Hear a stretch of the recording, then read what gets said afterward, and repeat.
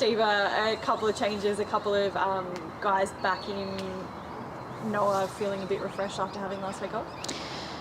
Yeah, so he had a head knock a couple of games ago, and he's returned through his HIA protocols and trained exceptionally well on Tuesday, and we would be expecting another really good session from him today. But yeah, I think he was very energised after our win against the Waratahs on the weekend, and very keen to get back out there.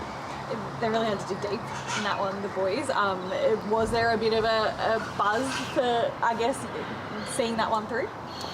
Yeah, particularly with the conditions in the second half. I thought we handled them quite well. We finished the game quite strongly with the forwards sort of dominating inside their 22, and yeah, there was a buzz in the shed after the game for sure. I mean, Waratahs have been playing quite well all year, that they've certainly started their games well, and we said at some stage they're going to give up, that the mental side of the game is probably going to be too much for them, but it didn't happen, so the boys had to struggle the whole way through the game. So there was a lot of satisfaction out of that game for sure. Shaping up as potentially a really similar clash this week against a side that's in the same situation on the ladder, also been dealing with a few injuries, but knows how to win games, I guess. Yeah, they're not far off 8th at the moment. I think sort of 4 points will put them inside the 8, provided other results go their way. But they've been, you know, when you look at their games throughout the year, they've been close in a number of their games, and they're actually playing really good rugby. It's just not resulting in the wins each week. So it's a similar challenge, definitely, to the Waratahs last week, who we thought had played really well throughout the season but hadn't got the wins as well. Crusaders, you know, it's a traditional rivalry, similar to last week with the Waratahs and the Brumbies, and Crusaders-Brumbies is always a traditional rivalry that the boys get up for every year. It'll be no different this year. They've got a few changes. They've had a few injuries throughout the season, but last week they had a couple of injuries, which changes their lineup a little bit for us.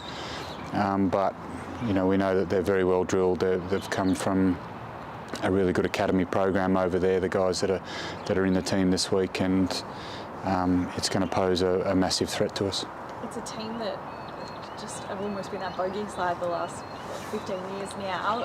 Having the 04 stuff going on this week, though, is that a little bit of an extra, I guess, boost for these guys to want to write their own names into the books now? Not necessarily. I mean, I think the last 11 games that we've played against the Crusaders, we've lost. So we've got a pretty bad track record, but the guys that are playing on Saturday haven't really been a part of that.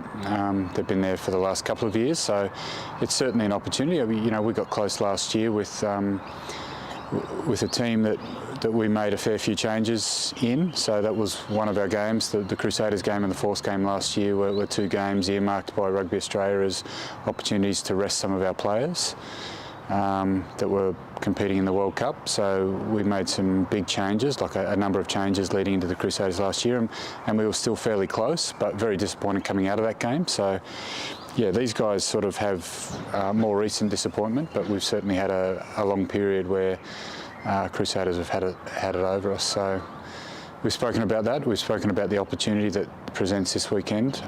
We've also spoken about how dangerous the Crusaders can be when they're on. How much have you talked about just the guys from 04, that legacy this week, given a lot of them are in town for this weekend? Internally, it doesn't sort of factor in the preparation for the boys. They're very conscious that there's a few reunions. So we had a Stand Sport segment last night. We have a State of the Union luncheon tomorrow, which will involve most of those guys, and then